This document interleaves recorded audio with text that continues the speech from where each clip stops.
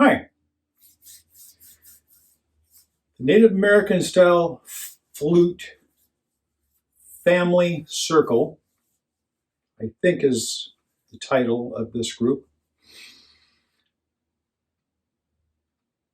The activity for January is based on beginnings. Beginnings of my flute journey. It's a long, long story. I'll try and make it as short as I can.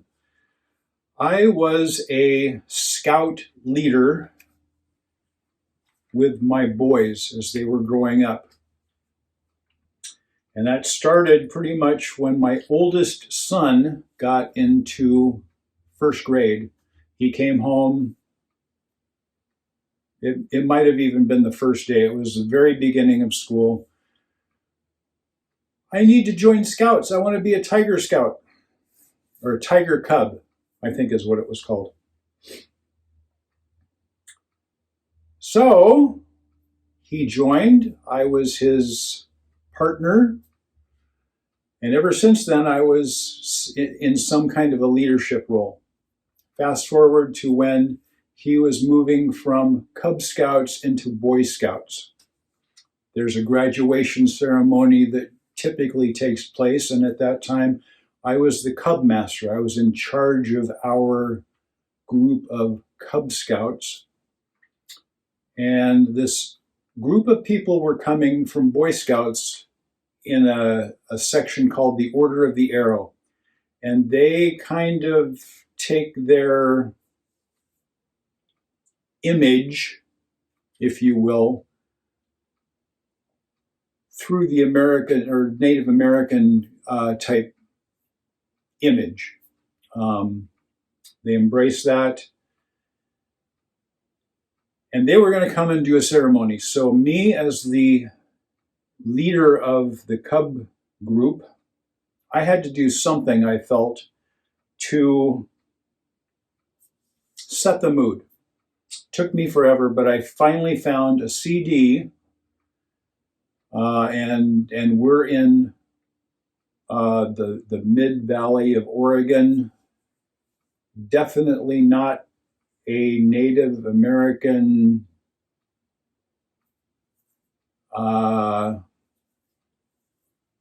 type area. Nothing is prevalent here. So finding that CD was difficult. It was the last store I found when somebody finally suggested that I go there. And I put it on the night of the ceremony, little portable CD player, hit play, and I was greeting people as they came in. Something about that music kept grabbing my attention. So later that night, I finally sat down and really listened to it. I discovered that the Native American flute had a sound that really drew me. I had been, I've been an electric guitar player for 55 years now. That will always be my first instrument. But in the year 2000, when I really listened to that CD, I found that I loved the sound of the Native American style flute. That was in the year 2000. 8 years it took me to find my first Native American flute in this area that convinced me that I could play one. I found one before that was trying to convince me that I would not be able to play the Native American style flute. This came from a gentleman, or through a gentleman named Dwight Lind. He went by Quiet Bear in his flute making side of things. This is made from Western red cedar. I had to shape the mouthpiece. It was mostly just a round, hacked off deal. It was playable when I got it. Everything was glued together. The block was just a rectangle, and it took me 6 months before I decided what I wanted to carve that as. And the flue is in the bottom of the block. Has kind of a raised flat nest and very thin walls. This is what it sounds like.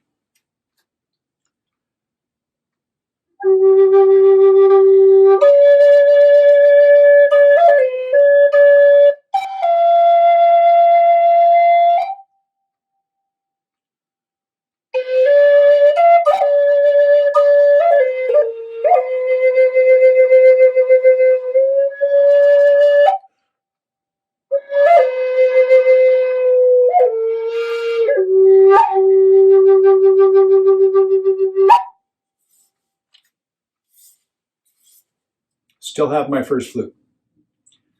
Because these walls are so thin, this flute is so light, and because I was a scout leader, we did a lot of hiking and camping and backpacking and things like that when my boys moved into Boy Scouts. And I knew that I would love to take that camping, and I knew that if I did, I was going to break that flute because Western red cedar, the grain structure and everything, it can crack fairly easily. So almost immediately after I bought that flute, I had a book on how to make them, but I didn't know any details about it until I got that flute, and that gave me a hands-on visual that I could use. And so I started making them. The wall thickness is a little bit thicker on most of the flutes that I make because I want them to be durable so that they will not be left at home and will accompany me on outdoor adventures, and or anybody that buys a flute from me won't feel like they're too delicate. That was one of the goals. The other goal was to have a nice sounding flute. So this flute is not the first one I made, but this one means a lot to me. This is maybe number 6 in my flute making career way back. This one is made out of redwood and has kind of the start of my mouthpiece look and shape, and one of my early little Cocopelli style headdress blocks. Everything else is similar to that first flute that I bought as a kit. And here, this one is in the key of E. This is what my flute sounded like at that time.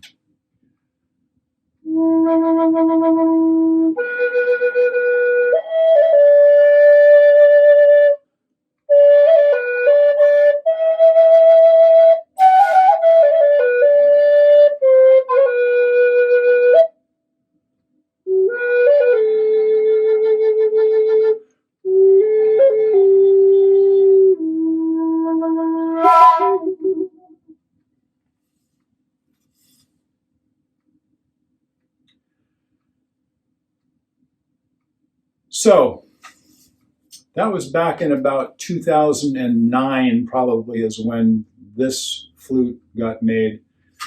I buy flutes from a lot of different makers now. I love the sound and characteristics of a lot of different flutes. I still like a clearer voice than some flutes have. I do like a little bit more responsiveness over mellowness. If a flute doesn't respond to my playing input fairly well, I probably will move that flute along. But these flutes, for